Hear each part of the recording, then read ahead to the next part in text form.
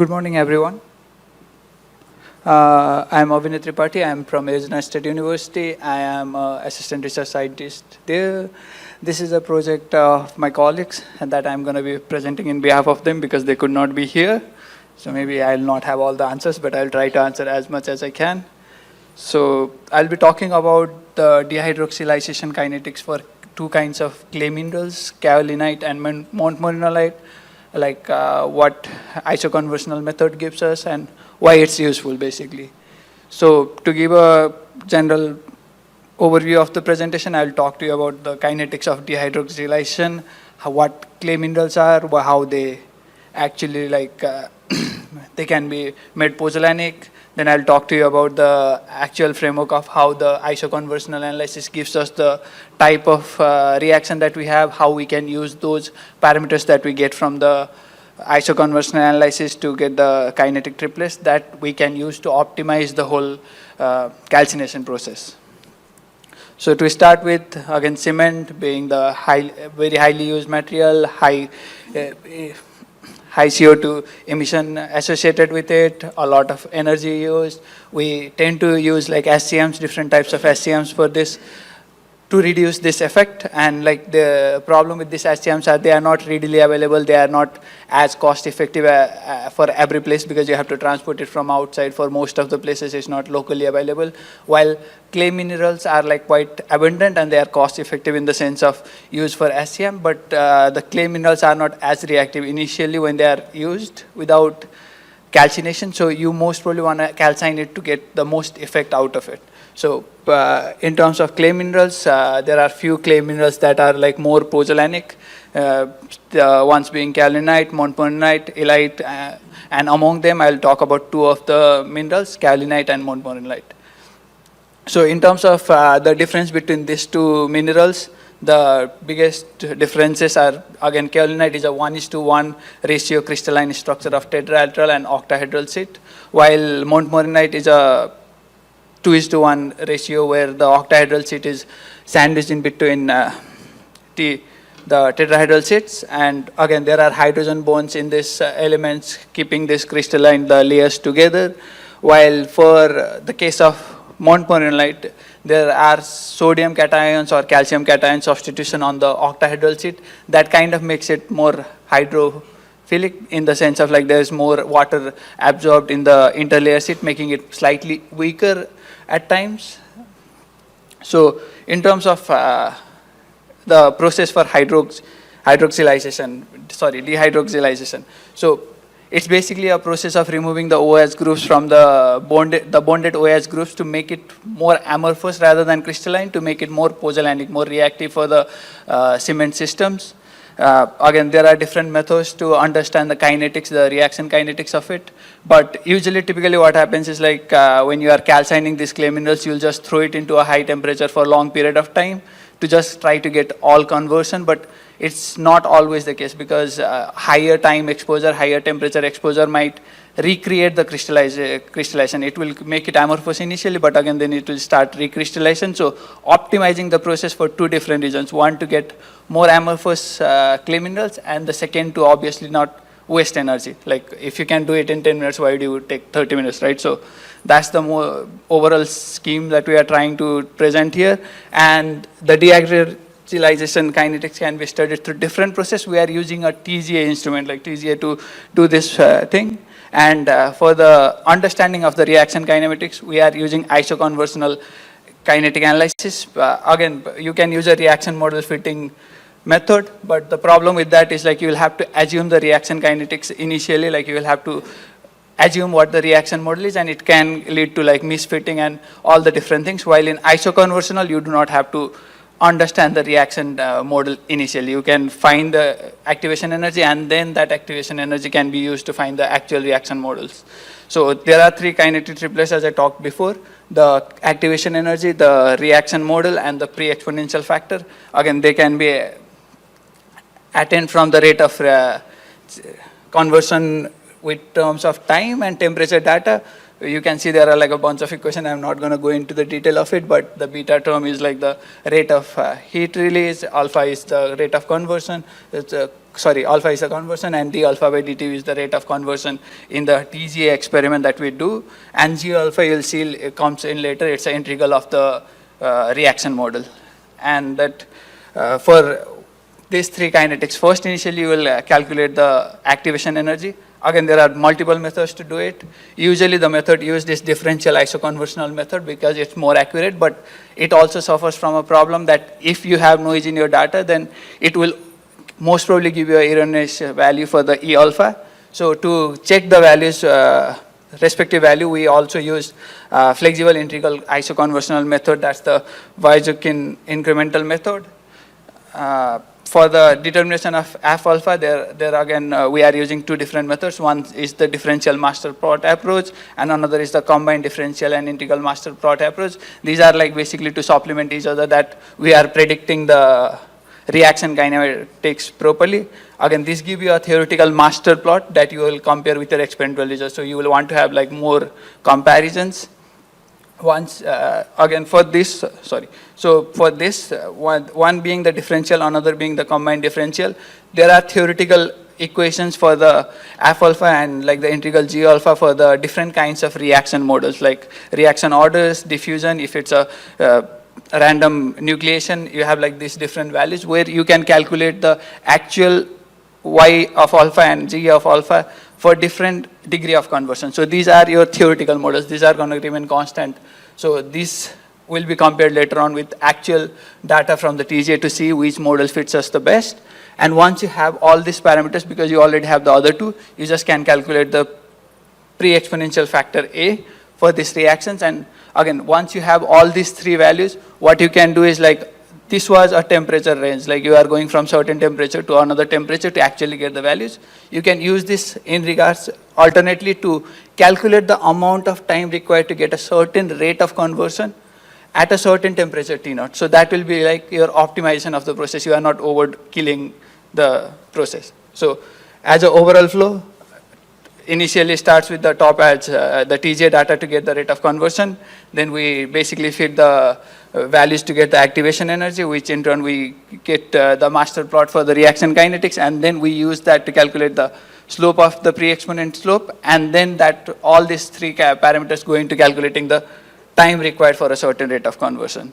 So for experimental data, we use TGA for this. Like you can see, like on the top left, there's the kaolin, and the bottom one is bentonite, which is basically once it's done calcination, it's called Montmorillonite as it activates. So you can see like we are basically calculating the mass loss based on TGA experiment. We are ramping the temperature from 200 to 900 degrees Celsius for this. One thing we did was like for the kaolinite, we used it as obtained. But for the bentonite, as I said before, like because these are sodium cation replaced bentonites, so they have water absorbed in the system. So what we did was like we throw the clay initially in oven for at 350 degrees Celsius for 24 hours. Again, different temperatures could have been chosen. We could have done it for 300, 400, but we choose below 400 because above 400 we usually start getting the calcination reaction. So we choose a temperature below 400 for that reason. And then once the TGA data is obtained, we get the mass, based on the mass loss, we get the rate of conversion. This rate of conversion, we can calculate the derivative of the rate of conversion to get the actual experiment, I'll say the model plot that we'll be comparing later on. Again, different lines here represent different rate of heating up in the TGA from 5 to ranging to 30 degrees Celsius per minute. We'll show that it does not matter for the rate of heating later on in the work, but again, we tried out different heating rates too.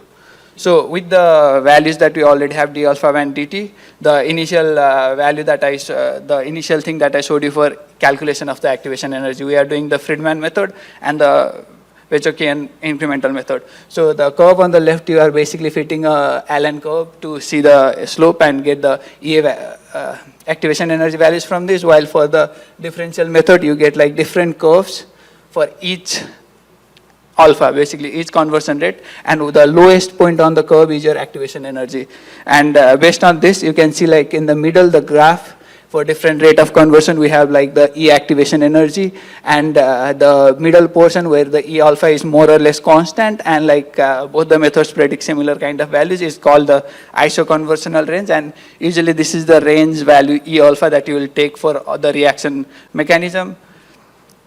Once you have E of alpha, you want to know what kind of reaction model is it. Like, does it follow a first order model, second order model, does it follow a diffusion model? So in Kaolinite, we saw that, again, this is not, we are approximating close enough, whichever lines are like closest to the reaction model. The circular dots show you the actual experimental values, and we are calculating based on this. We are seeing that for kaolin, it's first order, second order, third order models are the closest to it. We do not want to right now characterize it as for second order, but once we do that for based on both the process for the integral and the differential one, we see that all three graphs are quite close. And once we plot the slope, we actually get the order value. That's 2.3 that we got, kind of showing that we are in the range of second order second order reaction model.